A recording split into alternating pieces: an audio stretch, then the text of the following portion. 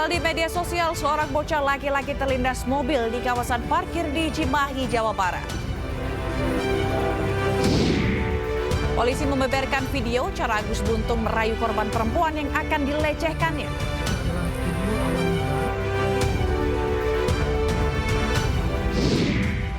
Mantan pasien dokter kecantikan abal-abal ungkap praktik ilegal Ria Beauty menyebabkan kerusakan di wajahnya.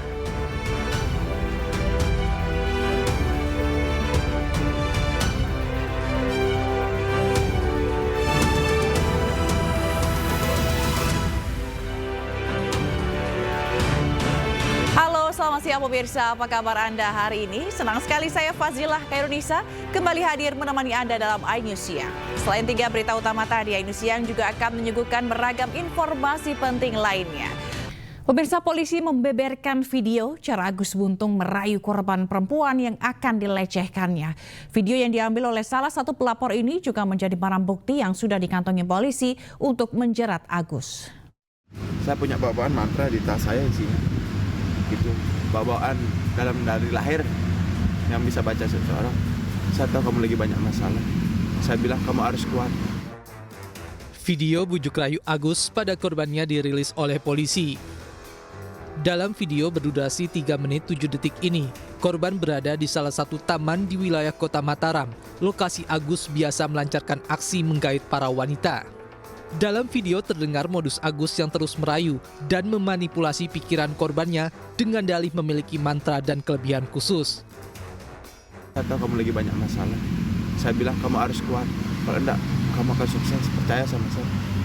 Siapa nama kamu? Siapa yang enaknya saya panggil? Dipanggil. Ini aku mohon sama kamu. Kamu harus sukses. Pertemuan ini sudah ditakdirin, bukan hanya kebetulan. Saya nak mau kamu disakitin lagi. Kamu sayang sama orang tua? Mau tobat kan? Jangan ngikutin teman yang salah. Berjuang, kamu pasti bisa. Sementara itu, polisi sudah mengantongi video berdurasi 3 menit 7 detik ini dan menjadi pelengkap barang bukti yang akan menjerat tersangka Agus. Video ini telah menjalani uji forensik di Dirkrimsus Polda Nusa Tenggara Barat. Jadi perlu saya luruskan bahwa itu adalah video awal mula bagaimana caranya pelaku mendekati korban, itu direkam video oleh korban. Jadi ada kalimat, kata-kata awal mula seperti apa, mengangkat segala macam. Nah itu akan kita dalami. Hingga saat ini sudah ada 7 dari 15 korban yang sudah melapor secara resmi ke Mapolda NTB. Berkas perkara laporan mahasiswi yang menjadi korban Agus Buntung ini juga telah diserahkan ke Kejaksaan Tinggi Nusa Tenggara Barat. Dari Mataram, Nusa Tenggara Barat, Hari Kasidi, iNews melaporkan. Sementara itu, kebakaran hanguskan 5 bangunan rumah dan tempat usaha ruko di Samarinda, Kalimantan Timur. Petugas harus membongkar pintu tralis bangunan untuk memadamkan api.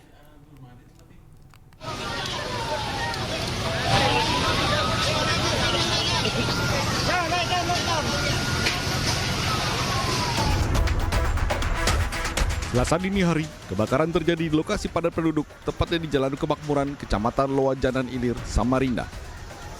Api dengan cepat membesar dan merembet ke bangunan lainnya. Petugas damkar berupaya memadamkan api hingga harus membongkar pintu tralis dengan menggunakan alat pemotong besi di salah satu ruko yang terbakar. Warga dan petugas berjibaku mengamankan sejumlah tabung gas yang berada di dalam ruko untuk menghindari terjadi ledakan. Setelah 2 jam, api berhasil dipadamkan. 5 bangunan terdiri dari 2 tempat usaha dan 3 rumah tunggal hangus dilahap si jago merah. Menurut keterangan petugas, kebakaran diduga akibat ledakan kompor saat memasak. Usaha kali kerapi, informasikan dari bagian dapur. Toko figur apa ya? Kompor, tapi mungkin akan selidiki lagi lebih dalam. Ada orangnya di dalam? Ada penghuninya? Ada. Oh gitu. Jadi pada saat itu memang ada penghuninya dan Ada penghuninya. Oke. Ada korban jiwa, Pak? Alhamdulillah tidak ada korban jiwa. Beruntung tak ada korban jiwa saat peristiwa terjadi. Polisi masih melakukan olah TKP guna mencari tahu penyebab kebakaran. Dari Samarinda, Kalimantan Timur, Ardi Wirya, iNews melaporkan. Dan ini siang ini kami awali dari aksi kejar-kejaran mewarnai razia ketertiban umum yang menargetkan pengemis, gelandangan hingga pengamen di kawasan Duren Sawit, Jakarta Timur. Tak ketinggalan warung-warung jamu yang menjual miras juga diamankan petugas.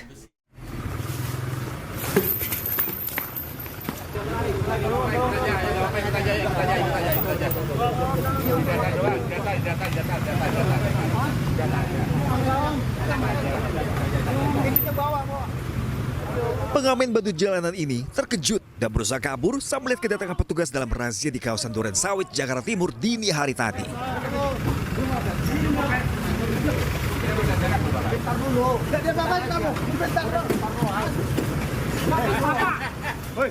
Bahkan pengamen lainnya juga lakukan perlawanan saat hendak dimasukkan ke dalam mobil dinas sosial.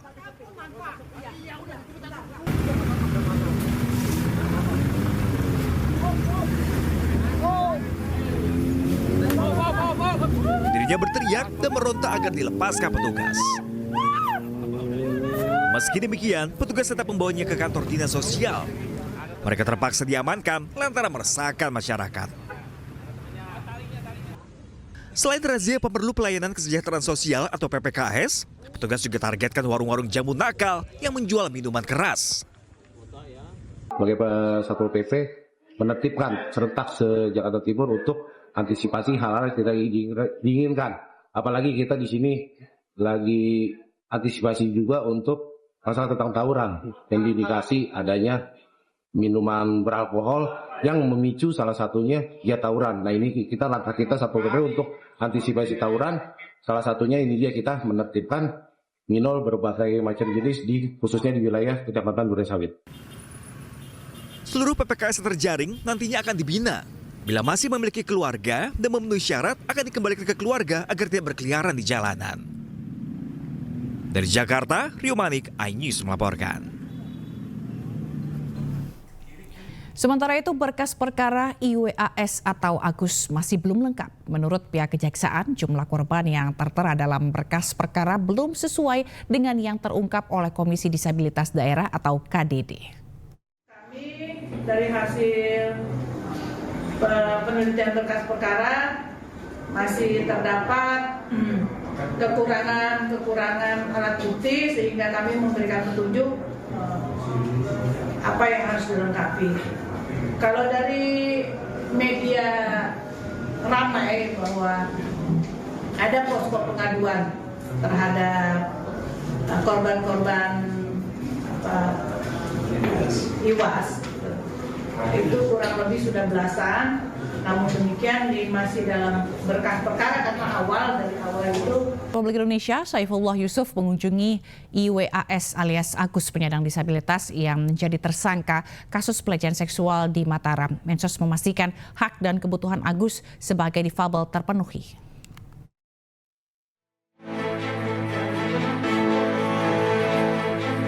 Menteri Sosial RI Saifullah Yusuf menyambangi Mapolda Nusa Tenggara Barat untuk menemui penyandang disabilitas tunadaksa berinisial IWAS alias Agus yang ditetapkan sebagai tersangka kasus dugaan pelecehan seksual di Mataram. Didampingi Kapolda NTB, Mensos mengaku kedatangannya untuk menyapa tersangka Agus dan berdialog dengan kuasa hukumnya perihal kasus yang menjeratnya.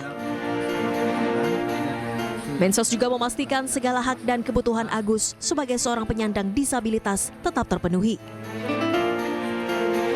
Dan saya tanya apakah kondisi baik-baik aja, dia bilang baik-baik ya. Sebatas itu saya tanya. Selebihnya kita dialog dengan pengacaranya apakah hak-haknya bisa dipenuhi. Beliau mengatakan dipenuhi dan dilayani sangat baik menurut pengacaranya. Hingga kini jumlah korban yang melapor atas dugaan pelecehan seksual oleh Agus bertambah hingga mencapai 15 orang. 3 diantaranya masih di bawah umur. Nah, korban-korban lain kenapa baru muncul sekarang? Tentu ini sebenarnya adalah sesuatu yang ya bisa dilihat sendiri sekarang kan dengan adanya satu korban yang sudah berani aja masyarakat masih banyak yang sulit percaya gitu. Jadi ketakutan korban untuk kemudian tidak ada orang yang percaya itu sebenarnya yang membuat korban akhirnya selama ini banyak yang kemudian tidak muncul juga gitu.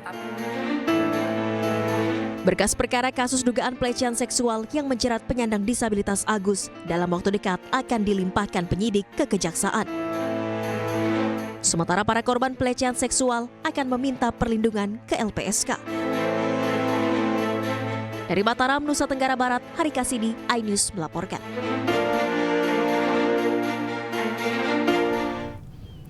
Polisi periksa IWAS alias Agus, tersangka kasus pelecehan seksual mahasiswi di Mataram. 16 pengacara mendampingi dan siap melakukan pembelaan.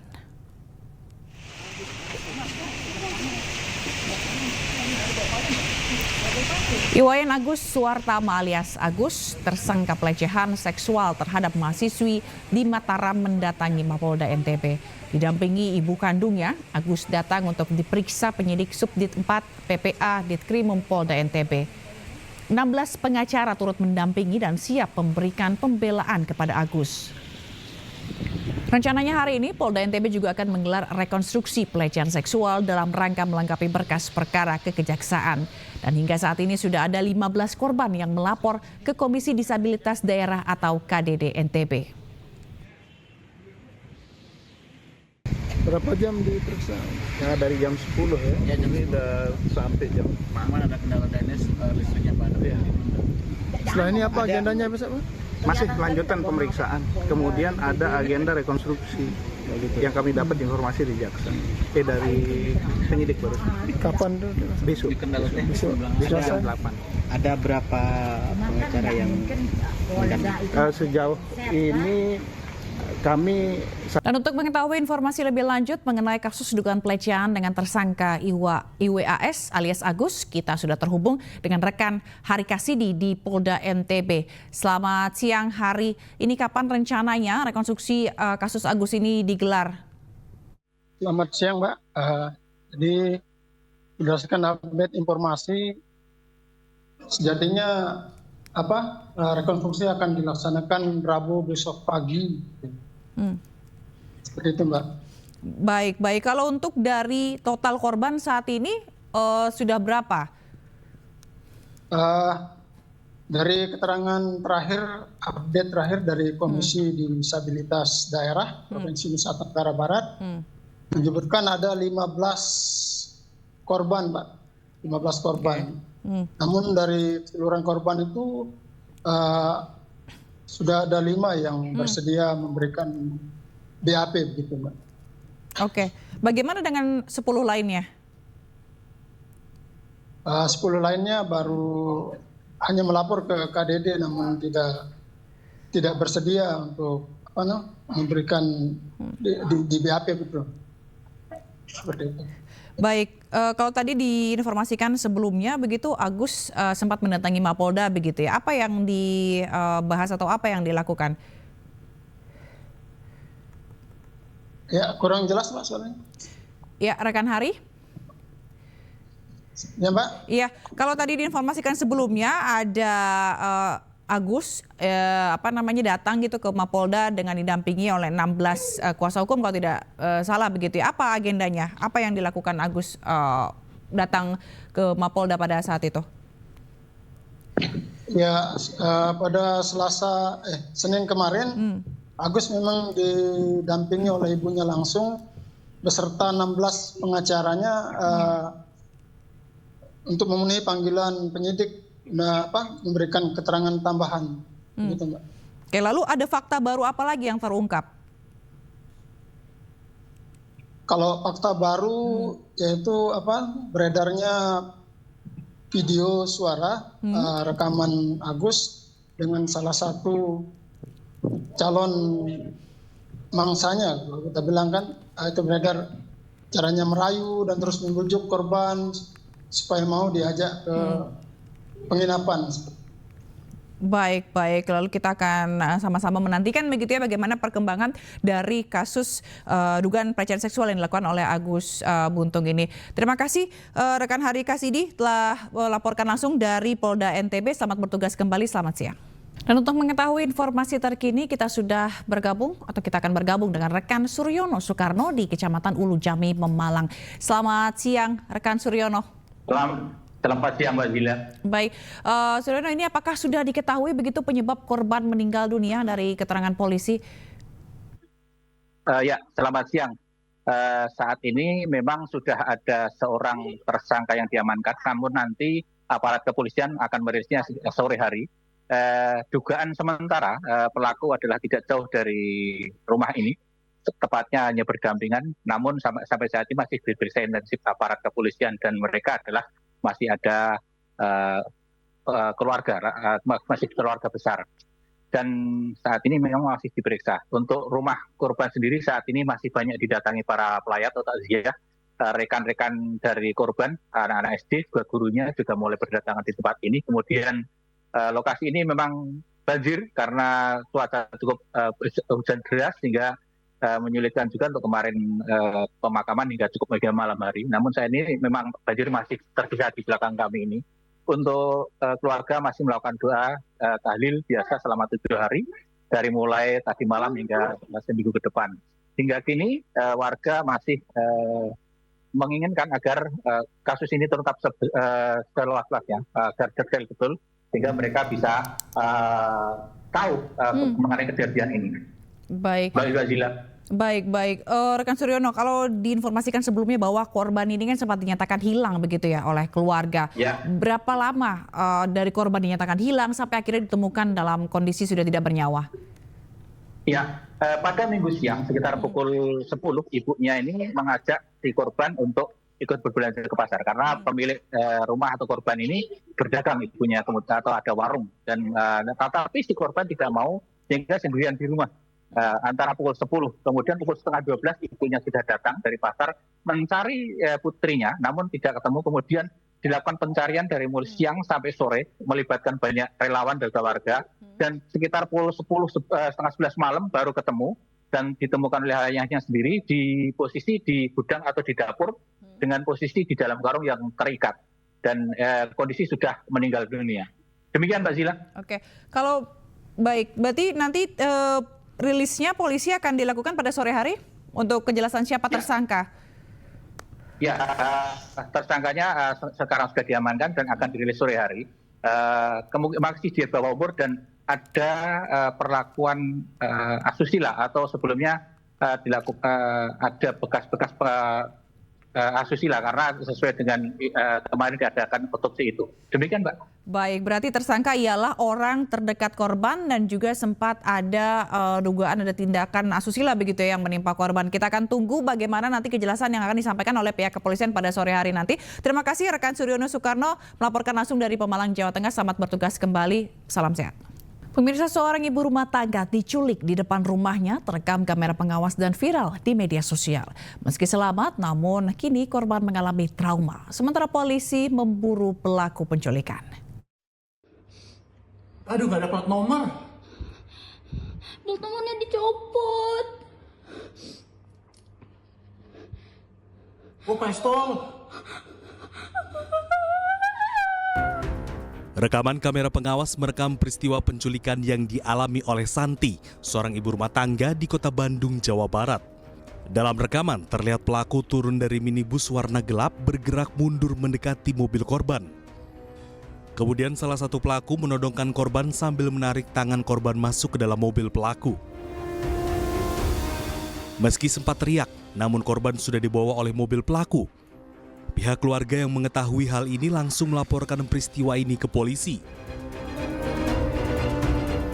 8 jam setelah peristiwa penculikan, korban ditemukan di area sekitar Abdi Negara Jalan Pasir Impun yang berjarak sekitar 7 km dari rumah korban. Santi ditemukan oleh seorang pengemudi ojek pangkalan dalam kondisi menangis dan ketakutan. Kondisi Santi masih mengalami trauma dan kini telah berkumpul bersama keluarga. Tapi pada pukul 20.00 korban telah kembali ke rumah diantar oleh supir driver ojek pangkalan atas nama RS. Nah, setelah itu kita langsung melakukan pendalaman baik terhadap korban dan juga terhadap ojek pangkalan tersebut. Untuk korban karena tadi malam masih shock sehingga langsung didampingi oleh unit PPA dari Polwan kami untuk bisa meminta keterangan, tetapi memang keterangan belum bisa maksimal karena korban masih dalam keadaan syok. Saat ini polisi masih terus mendalami keterangan dari para saksi, sementara ciri-ciri dan identitas mobil yang digunakan pelaku telah dikantongi oleh polisi.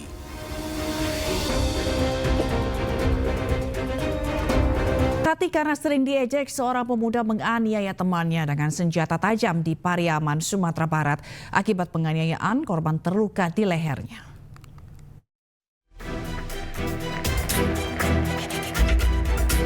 Pemuda berinisial A ini ditangkap tim Opsnal Polsek Kota Pariaman karena dilaporkan telah menggorok temannya. Ketika ditangkap, pelaku yang masih berusia 19 tahun ini mengaku sakit hati karena sering diejek oleh korban. Pelaku nekat melukai korban dengan senjata tajam di bagian leher. Beruntung senjata tajam yang digunakan tumpul dan mendapatkan perlawanan, sehingga pisau pelaku patah dan terjatuh. Setelah mendapatkan laporan, pelaku langsung diamankan polisi. Si korban diejek tidak punya uang. Makanya di saat sakit hati itu dia bikin skenario, dia ada uang, maka dijanjikan bertemu untuk bekerja. Datanglah si korban itu.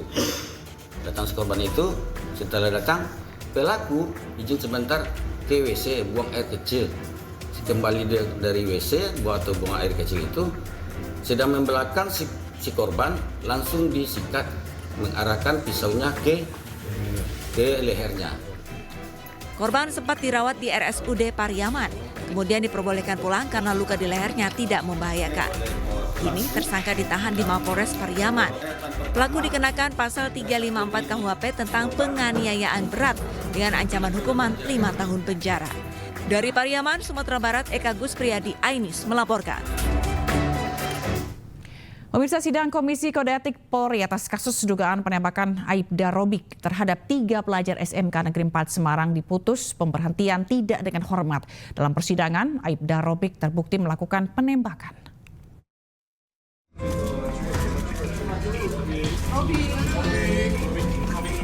Sejumlah pihak termasuk keluarga dan kuasa hukum almarhum GRO dihadirkan dalam sidang Komisi Kode Etik Polri atau KKEP Aibda Robik Zainuddin yang diduga melakukan penembakan terhadap 3 pelajar SMK Negeri 4 Semarang.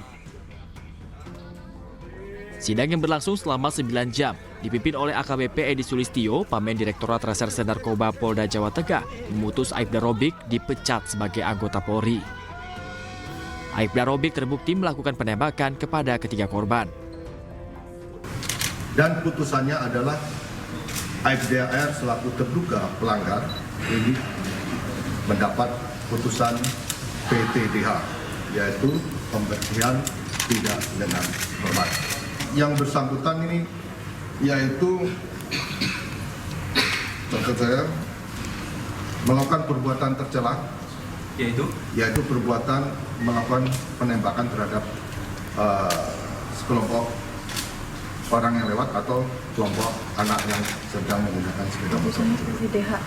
Kemudian untuk saat ini yang bersangkutan sudah mendapat putusan dari sidang tersebut.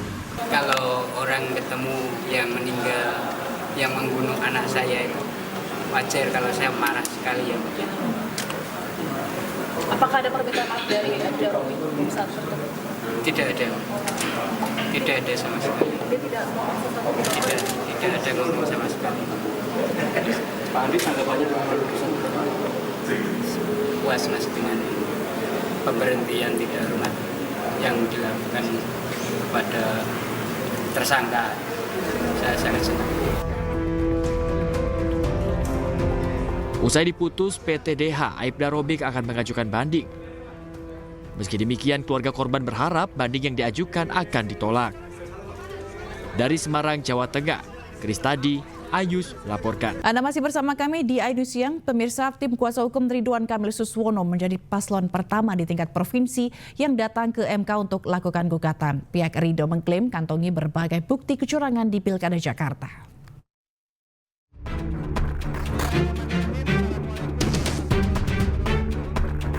Tim hukum Ridwan Kamil Suswono menjadi pemohon pertama yang melakukan gugatan ke MK pada Senin siang. Meski dalam tahap registrasi konsultasi, mereka telah melampirkan bukti gugatan namun belum diserahkan sepenuhnya. Tim kuasa hukum Ridho juga belum mau menyampaikan perihal poin gugatan secara utuh. Namun mereka menyatakan pihak tergugat dalam sengketa pilkada adalah KPU dan pihak pemenang yaitu Pramono Anung dan Rano Karno. Perkiraan saya akan menunggu arahan kepastian, tapi ini buktinya. Jadi kita secara resmi sudah berkonsultasi atas perintah dari Ketua Tim Sukses, Bapak Ariza Patria. Kita sudah berkonsultasi, sudah mendapatkan informasi yang akurat, yang valid berkaitan dengan persiapan kita. Jadi kita akan sesegera mungkin kita finalisasi. Nah, tepatnya nanti kami akan tetap menunggu arahan dari Ketua Tim Sukses dari pasangan Ridho. Sebelumnya tim sukses Ridwan Kamil Suswono menyampaikan sejumlah keberatan pada KPUD Jakarta. Mereka menyoal soal Form C6, pemberitahuan tak sampai kepada masyarakat, sehingga tingkat partisipasi masyarakat memilih hanya 48,56%. Dari Jakarta, Jen Cahyani, Andri Setiawan, iNews melaporkan.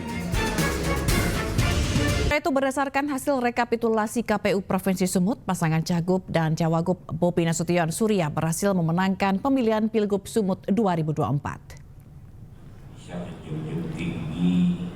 Pasangan Cagup dan Cawagup Bobi Nasution Surya berhasil meraih suara terbanyak 3.645.611 suara.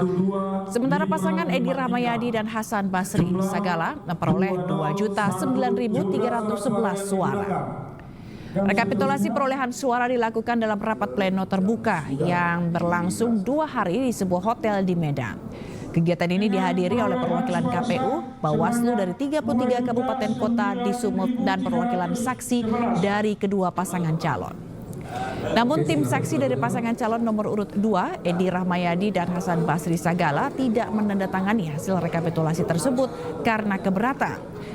Mereka menduga adanya dugaan kesalahan administrasi dan prosedur serta adanya hasil janggal di 6 TPS di Desa Kuala Tengah, Kabupaten Langkat. Karena sesuai dengan yang kita rencanakan, kita targetkan selesai dalam waktu 2 hari. Dan forum ini yang penting ya, secara substansi ya, bahwa terkait dengan perolehan suara, artinya ini ada suara rakyat, itu tidak ada dipersoalkan oleh saksi maupun oleh Bawaslu. Jadi lebih kepada hal-hal yang bersifat administrasi, prosedur. Rekapitulasi suara Pilkada Sumatera Utara, pasangan calon gubernur dan wakil gubernur nomor urut 1, Bobi Nasution dan Surya, memimpin dengan 3.645.611 suara. Sementara lawannya, Edi Rahmayadi dan Hasan Basri Sagala mendapatkan 2.009.311 suara.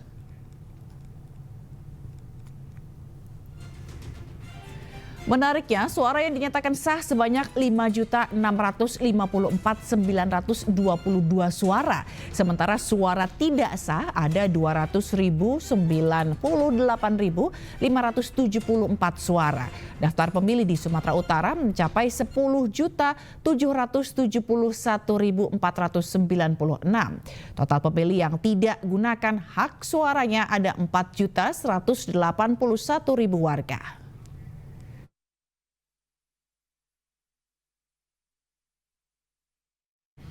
Sementara itu, babak baru Pilkada Serentak 2024 memasuki proses permohonan perkara ke Mahkamah Konstitusi. Dan hingga Selasa pagi tercatat 200 gugatan sengketa pilkada yang telah didaftarkan ke Mahkamah Konstitusi. Mahkamah Konstitusi masih terus menerima pengajuan permohonan perselisihan hasil Pilkada 2024. Seluruh gugatan yang didaftarkan terdiri dari Pilkada Kabupaten dan Kota. Mahkamah Konstitusi membuka layanan pengajuan permohonan sengketa Pilkada sampai 18 Desember 2024. Permohonan atau pemohon dapat mengajukan permohonan ke MK 3 hari sejak KPU daerah masing-masing mengumumkan hasil penetapan perolehan suara.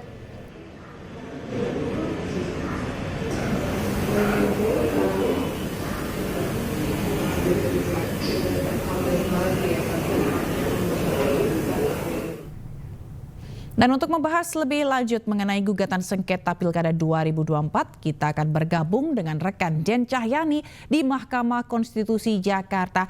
Selamat siang Jen, hingga kini sudah berapa banyak gugatan yang diterima Mahkamah Konstitusi?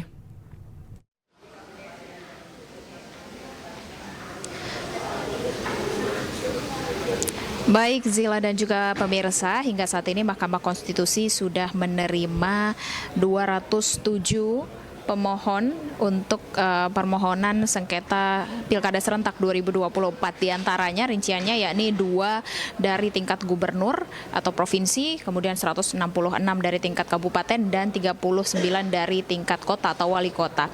Dan pendaftaran atau permohonan gugatan atau sengketa Pilkada 2024 ini masih akan dibuka di Mahkamah Konstitusi hingga tanggal 18 Desember 2024. Namun bagi masing-masing pemohon yang juga merupakan pasangan calon di Pilkada serentak 2024, meskipun pendaftaran atau permohonan di Mahkamah Konstitusi masih dibuka hingga tanggal 18 Desember, namun mereka juga harus menaati peraturan di mana mereka harus mendaftarkan 3 hari setelah maksimal 3 hari setelah penetapan hasil rekapitulasi yang disampaikan oleh masing-masing KPU atau KPU di daerah masing-masing. Dan untuk DKI Jakarta sendiri masih dibuka sejak sampai esok hari atau hari Rabu, karena dari KPU DKI Jakarta sendiri mengumumkan hasil rekapitulasinya pada hari Minggu, seperti itu. Dan untuk persidangannya sendiri dari Mahkamah Konstitusi sudah disampaikan oleh Ketua Mahkamah Konstitusi bahwa persidangan atau sidang perdana akan dimulai pada awal Januari 2025, dan persidangan ini sendiri dalam jangka waktu 45 hari sejak permohonan terregistrasi atau terdaftar, begitu. Dan untuk persidangan sendiri kemarin disampaikan pula oleh Ketua Mahkamah Konstitusi bahwa nantinya hakim yang memiliki hubungan kerabat atau afiliasi dengan pemohon yang mendaftarkan permohonan ke Mahkamah Konstitusi tidak akan diikutkan pada persidangan yang sama seperti aturan pada saat persidangan sengketa Pilpres yang lalu. Jadi persidangan nantinya akan dimulai perdana pada awal Januari 2025, dan sampai saat ini kami masih menunggu prosesnya. Untuk teknisnya sendiri seperti bisa dilihat di belakang saya, ini adalah tempat di mana untuk para pemohon bisa melakukan konsultasi dan juga pendaftaran. Jadi teknisnya sendiri untuk pendaftaran permohonan sengketa di Mahkamah Konstitusi bisa dilakukan secara daring atau online dan juga secara langsung atau offline. Jika secara langsung atau offline, para pemohon bisa melakukan konsultasi terlebih dahulu, seperti halnya pada hari kemarin untuk pasangan calon nomor urut 1 Ridwan Kamil Suswono sebagai paslon Pilkada DKI Jakarta ini melakukan konsultasi terlebih dahulu untuk mengetahui berkas apa yang diperlukan untuk mengajukan gugatan, dan baru kemudian dapat melakukan permohonan secara langsung ke Mahkamah Konstitusi pada esok harinya. Zila. Baik, terima kasih Jen Cahyani atas laporan Anda langsung dari Gedung Mahkamah Konstitusi Jakarta. Selamat bertugas kembali, selamat siang, salam sehat selalu. Pemirsa, Harvey Mois terdakwa kasus dugaan korupsi timah dituntut 12 tahun penjara. Suami Sandra Dewi ini juga dituntut untuk membayar uang pengganti sebesar 210 miliar rupiah.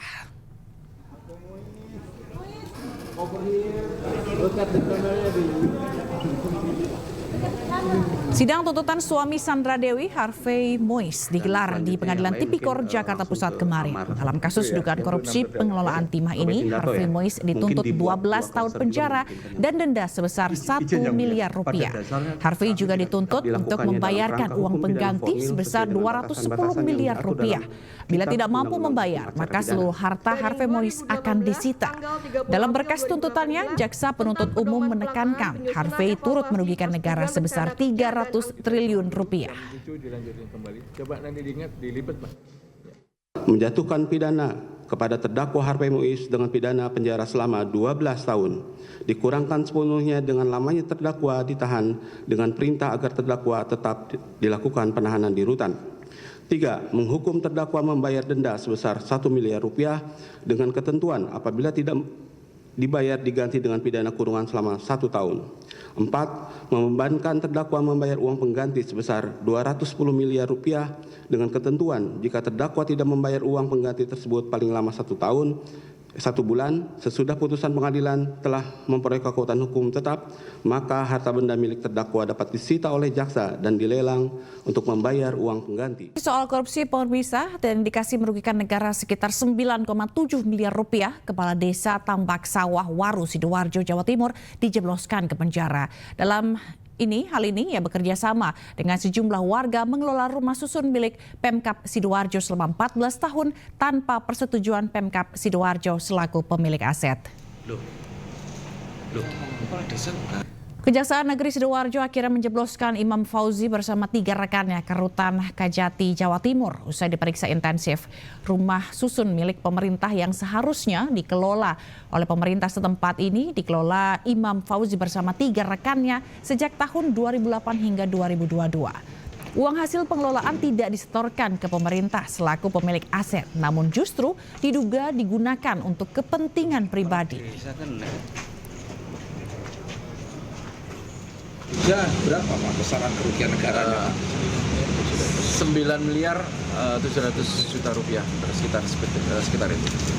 Rusunawa yang seharusnya barang milik daerah dikelola oleh pemerintah desa, sehingga tidak sesuai ketentuannya. Ini dari tahun 2008. Terima kasih Anda masih bersama kami. Pemirsa, hati-hati memilih klinik kecantikan karena seorang dokter kecantikan abal-abal ini lulusan sarjana perikanan ditangkap polisi. Tak tanggung-tanggung, pelaku mematok tarif 85 juta rupiah sekali tindakan dengan pasien dari berbagai kalangan termasuk warga negara asing.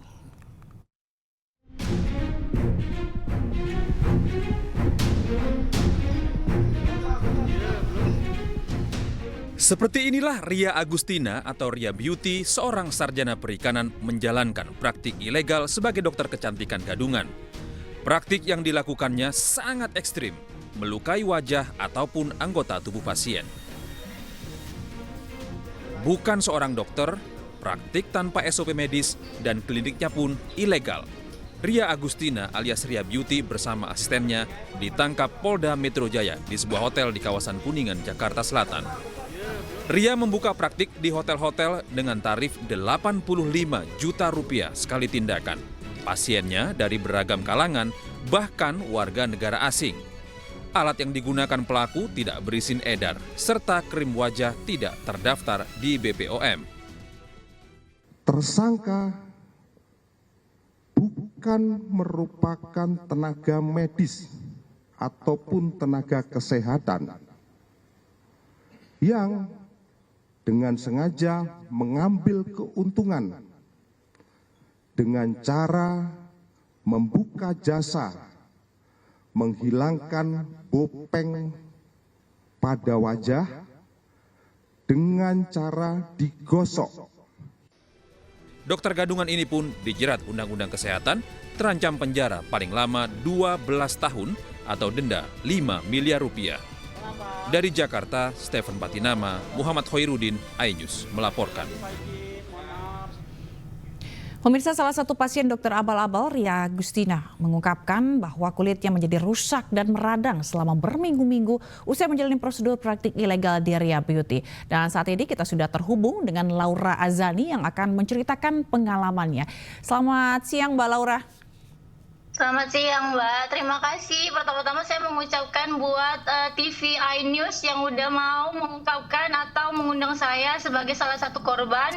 Jadi kita punya kesempatan buat cerita buat seluruh Indonesia. Jadi gini Mbak, pertama-tama saya mengetahui Ria Beauty ini dari IG ya. Luar biasa sekali promosinya. Siapa yang tidak tergiur dengan apa yang dia posting di IG. Jadi pun saya tertarik ya dengan tarif yang kita berapa? Kan biasanya berapa waktu itu tarifnya? 8 juta. Oke. Tapi itu 2023 dulu. Terus muka saya rusak. Saya komplain ke dia. Dia suruh lagi saya beli vitamin, kalau nggak salah harga vitaminnya tuh 5 juta, 4 juta gitu. Dia bilang kayak gini, Mbak, ini beli vitaminnya aja, vitamin booster 3 kali minum kempes kok dia, semuanya bagus. Loh, kalau cuma 3 kali kenapa nggak dikasih kliennya, kan cuma 3. Jadi dia jawab nggak bisa. Jadi itulah yang bikin saya marah, dan teman-teman saya di Samarinda satu grup itu ada satu grup buat korban dia ada satu grup WA kita. Jadi banyak juga korban dia di sini gitu. Jadi sangat mengecewakan. Sangat mengecewakan hasil jawaban beliau ini ya. Dia bilang nggak bisa. Jadi dia sangat tidak bertanggung jawab atas wajah kita ini yang rusak gitu. Begitu. Jadi kalau misalnya bisa diceritakan mungkin dengan kata-kata gitu ya, seberapa rusak mukanya Mbak Laura pada saat habis tindakan itu, Mbak? Rusak banget. Ini pun karena saya sekarang berada di Bali itu nggak, keadaannya lagi hujan banget ya, alhamdulillah. Jadi sampai sekarang pun muka saya kalau kena panas tuh merah.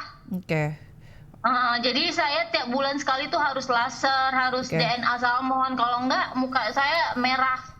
Begitu Mbak. Sampai sekarang. Kalau di awal itu sangat tersiksa sekali. Pas mau efek dari dia lap tisu itu Mbak.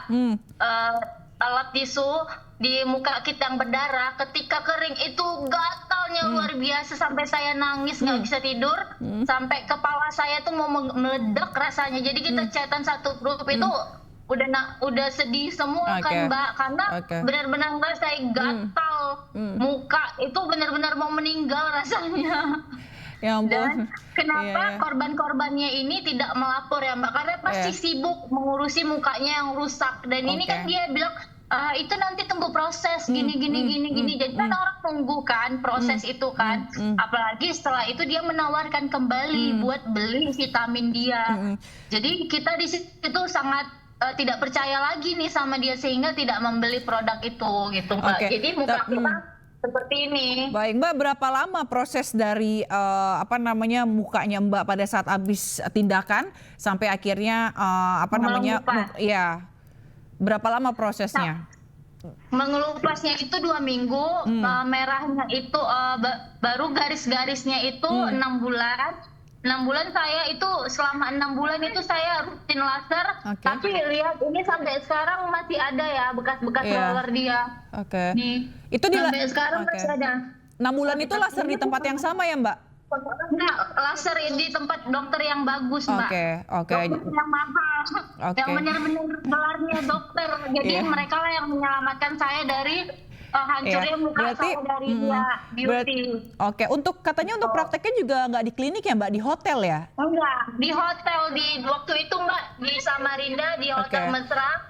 Jadi ada berapa 10 orang lebih datang ke sana dan kayaknya klien dia ini Mbak paling banyak di Samarinda ya. Soalnya orang Samarinda ini tahu sendiri ya kaya-kaya. Jadi tapi ada yang mau jadi kayak ibu.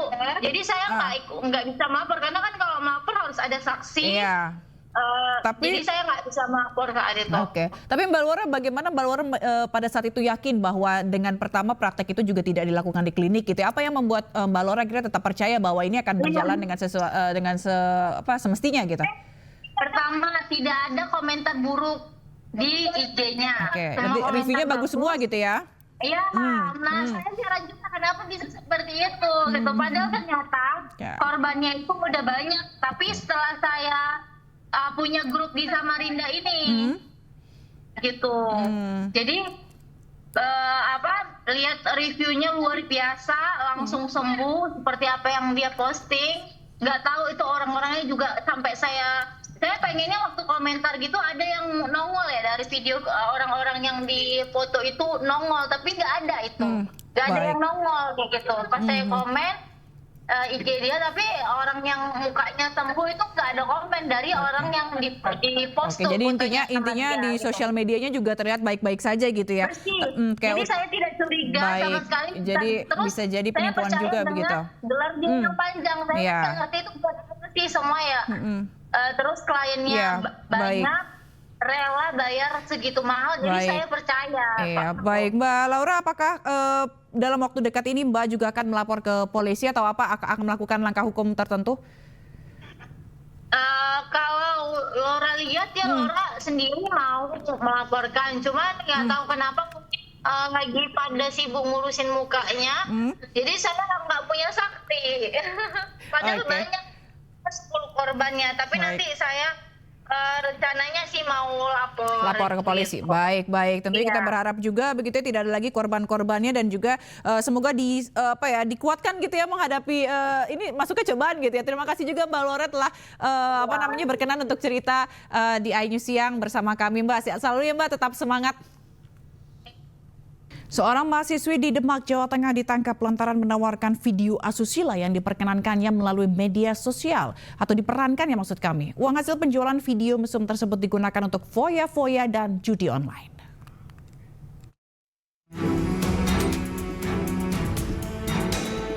DMS, mahasiswi 24 tahun ini ditangkap Polres Kudus lantaran kedapatan memperjualbelikan video asusila yang diperankannya melalui media sosial. Ia mengunggah cuplikan video mesum tersebut untuk menarik pembeli dan harga satu video bervariasi tergantung durasi, yakni Rp50 hingga Rp500.000 dan pelaku mendapat untung Rp4 juta. Kepada polisi, DMS mengaku membuat video mesum tersebut di indekosnya di Desa Ngembal Rejo, Kecamatan Bae, Kudus dengan 3 laki-laki. Ia menyembunyikan kamera sehingga pasangan kencannya tidak mengetahui adegan dewasa mereka direkam. Selain sebagai pemeran, pelaku juga mengedit video tersebut sendiri menggunakan ponsel. Ternyata video ini dijualkan oleh DMS melalui online. Terkadang juga melalui story WA.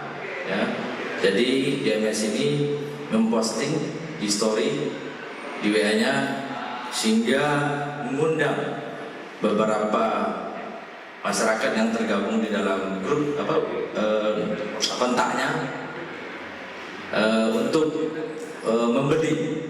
Mereka itu pacar, teman atau hanya kenal biasa? Kenal biasa ya. Suka. Menjual itu untuk apa tujuannya? Buat senang-senang. Cari keuntungan ya. Untuk perawatan judi online. Betul. DMS telah ditetapkan menjadi tersangka, sementara 3 pria yang ada di videonya hanya berstatus sebagai saksi. Dan atas perbuatannya, ia dijerat Undang-Undang Informasi dan Transaksi Elektronik dengan ancaman hukuman maksimal 6 tahun penjara. Dari Kudus, Jawa Tengah, Nur Khairuddin, iNews melaporkan. Masih bersama kami di iNews Siang. Pemirsa, diguyur hujan deras, sebuah pohon beringin besar di Kota Malang, Jawa Timur tumbang dan menimpa 2 mobil yang tengah melintas hingga rusak parah.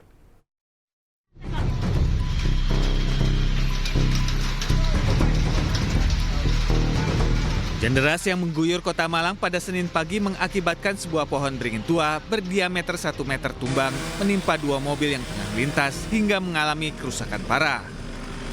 Beruntung pengemudi kedua mobil selamat dan telah diarahkan untuk mengklaim kerusakan mobil ke Dinas Lingkungan Hidup Pemerintah Kota Malang. Lampu merah kan berhenti pas lagi padat lalu lintasnya, tiba-tiba pohonnya jatuh di depan mobil saya.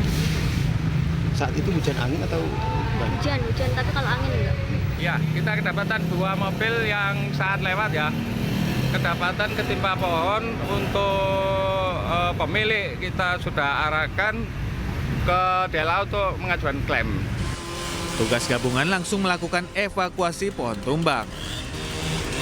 Besarnya pohon membuat proses pemotongan berlangsung cukup lama dan arus lalu lintas ditutup dan dialihkan. Diketahui sejak musim hujan, peristiwa pohon tumbang sudah terjadi 5 kali di Kota Malang. Dari Malang, Jawa Timur, Denny Irwansyah. Antisipasi dampak dari cuaca ekstrim, pemerintah Provinsi Jakarta kini tengah memodifikasi cuaca. Sejak tanggal 7 hingga 9 Desember kemarin, 3,2 ton garam disebar untuk penyemaian awan. Dan bisa informasi ini sekaligus menutup iNews Siang hari ini. Cuplikan tayangan berita iNews dapat Anda saksikan di kanal YouTube @official iNews. Saya Togi Sinaga, pamit undur diri. Terima kasih dan sampai jumpa.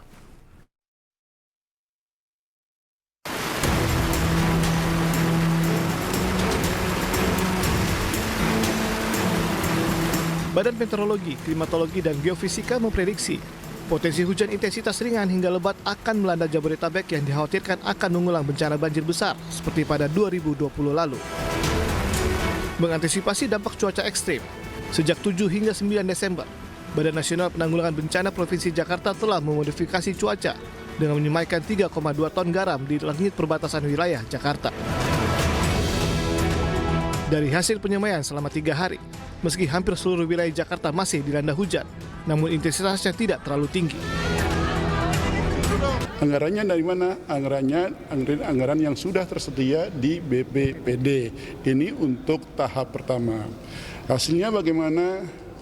Alhamdulillah, ya mungkin juga ada variabel lain, tapi variabel terkait rekayasa cuaca alhamdulillah juga berhasil.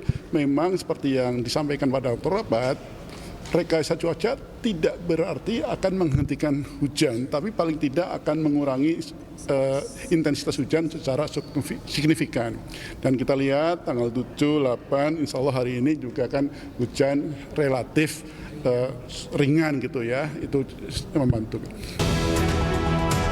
Rekayasa cuaca ini akan kembali dilakukan pertengahan Desember ini guna meminimalisir dampak dari cuaca ekstrim yang diprediksi akan melanda kawasan Jabodetabek dalam sepekan ke depan. Modifikasi cuaca akan dilakukan secara bertahap menggunakan anggaran BPBD senilai 4 miliar rupiah. Namun jika situasi darurat, Pemprov Jakarta akan menggunakan anggaran biaya tak terduga.